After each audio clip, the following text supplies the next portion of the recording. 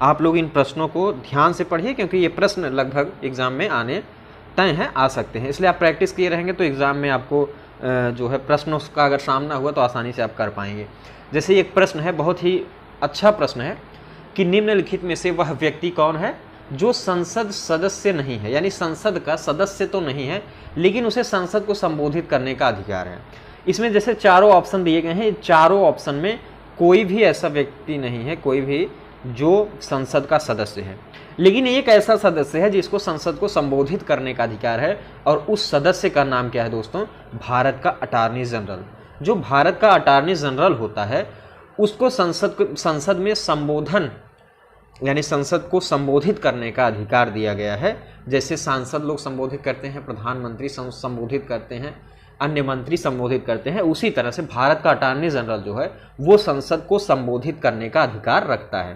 तो ये प्रश्न पूछा जा सकता है, इसलिए आप ध्यानपूर्वक जो है थोड़ा सा देख लीजिएगा, क्योंकि महत्वपूर्ण प्रश्न है।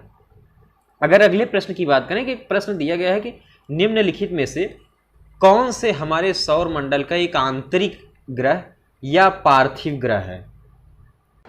तो आंतरिक ग्रह पूछा गया है, तो सूर्य से निकटतम 4 जो ग्रह हैं वो आंतरिक है। जैसे बुध, शुक्र, पृथ्वी, मंगल, ये 4 जो हैं ये हैं आंतरिक ग्रह, और बाकी जो हैं वो बाह्य ग्रह हैं।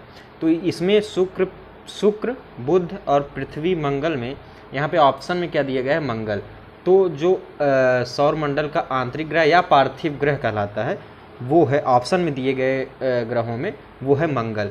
इसको हम लोग क्या कहते हैं? इसको हम लोग दोस्तों कहते हैं स्थलीय ग्रह या चट्टानी ग्रह, मुख्य रूप से कहा जाता है। तो यहाँ पे जो आंतरिक ग्रह वो है मंगल। अगर अगले प्रश्न की बात करें यहाँ पर, तो योग दर्शन के प्रवर्तक कौन थे? योग दर्शन, अगर योग दर्शन की बात करें हम लोग थोड़ा सा यहाँ पर दोस्तों, प्रवर्तक पूछे जाते हैं। योग दर्शन, न्याय दर्शन, सांख्य दर्शन, वैशेषिक, मीमांसा। तो इसके लिए आपको ये ध्यान रखना बहुत ज़रूरी है। अगर हम लोग न्याय दर्शन की बात करें तो न्याय दर्शन के लिए गौतम हो जाएंगे। कौन? गौतम ऋषि। ये चीज़ ध्यान रखिएगा, क्योंकि आगे आने वाले एग्जाम्स में पूछे जाते हैं।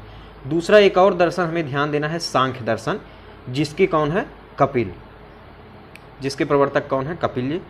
और वैशेषिक दर्शन की अगर बात करें यहाँ पर, वैशेषिक, इसको नोट कर लीजिएगा आप। वैशेषिक दर्शन की बात करें तो वह है दोस्तों कणाद। कौन है? कणाद मुनि। और मीमांसा की बात करें, मीमांसा, तो इसके कौन है? जैमिन।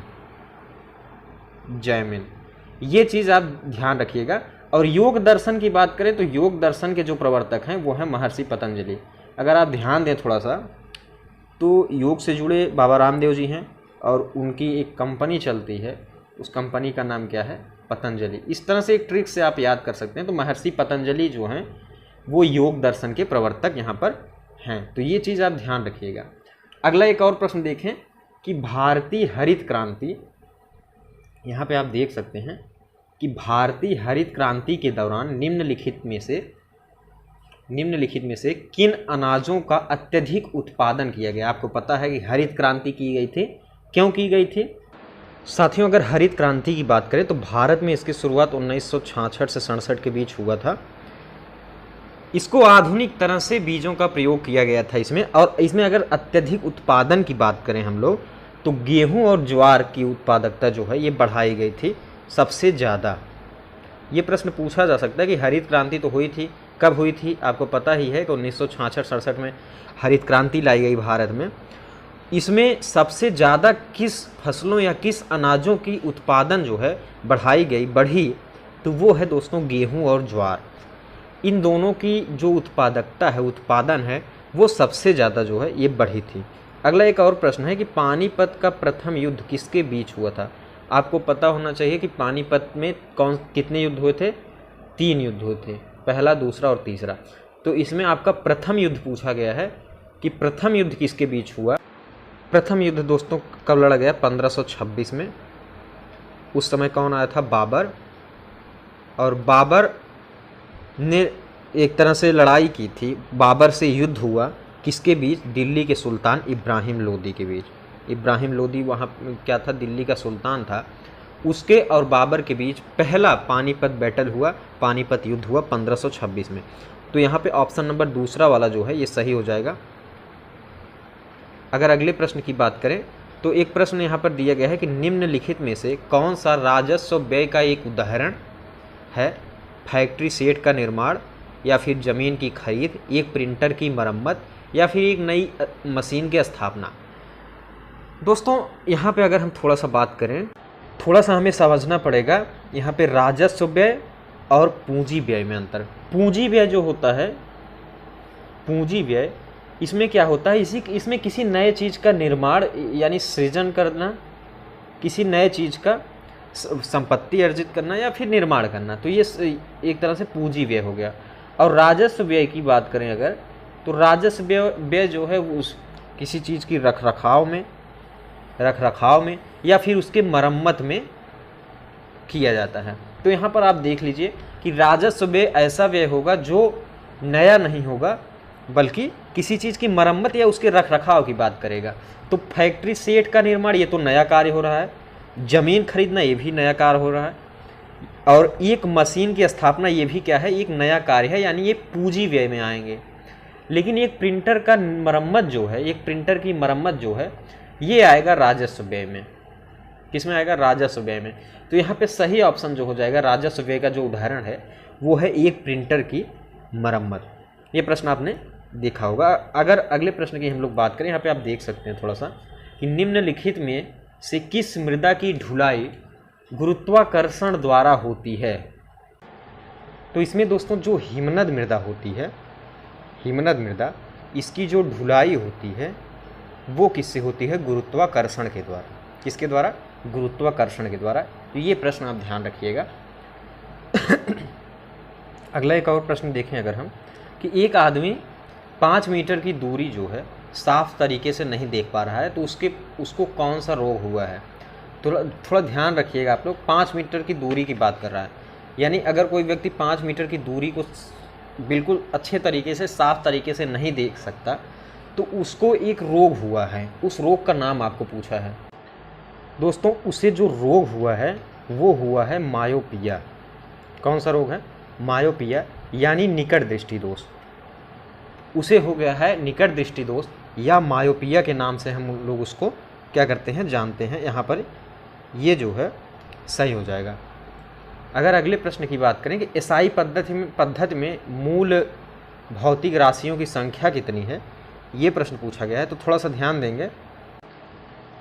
एसआई पद्धति में दोस्तों कुल जो है, अगर हम राशियों की, भौतिक राशियों की बात करें, तो वो राशियाँ कितनी हैं? 7। कितनी है? 7 जो है मूल भौतिक राशियाँ हैं। तो ऑप्शन नंबर बी यहाँ पर सही हो जाएगा। अगर अगले प्रश्न की बात करें कि इंडिया डिवाइडेड नामक पुस्तक, बहुत ही फेमस ये पुस्तक है, इंडिया डिवाइडेड, ये किसने लिखी है, ये प्रश्न पूछा गया है। तो ये लिखी है हमारे देश के पहले राष्ट्रपति और संविधान सभा के अध्यक्ष doctor Rajendra Prasad. India divided बहुत फेमस महत्वपूर्ण पुस्तक है। मैं पुस्तकों का जो इम्पॉर्टेंट महत्वपूर्ण पुस्तक हैं उनको एक सूचीबद्ध तरीके से आपको बता दूंगा, ताकि आपको याद हो जाए। अगर किसी भी एग्ज़ाम में वो पूछा गया तो आप बिल्कुल आसानी से कर सकें। तो यहाँ पे तीसरा वाला ऑप्शन बिल्कुल सही हो जाएगा, डॉक्टर राजेंद्र प्रसाद। और जो भी हमारे साथी चैनल पर पहली बार विजिट कर रहे हैं, पहली बार पहुंच रहे हैं, वो लोग चैनल को सब्सक्राइब कर लें, और चैनल को सब्सक्राइब के साथ साथ आप बेल आइकन को प्रेस करिएगा, तब आपको वीडियो का नोटिफिकेशन आसानी से जो है प्राप्त हो जाएगा। अगर अगले प्रश्न की बात करें, 11वां प्रश्न यहाँ पर है कि प्राकृतिक रेडियो एक्टिवता की खोज किसने की है? रेडियो एक्टिवता की खोज किसने की? तो वो खोज की गई थी हेनरी बैकरेल के द्वारा। किसके द्वारा? हेनरी बैकरेल के द्वारा प्राकृतिक रेडियो एक्टिवता की खोज की गई। तो ऑप्शन नंबर चौथा यहाँ पर सही हो जाएगा।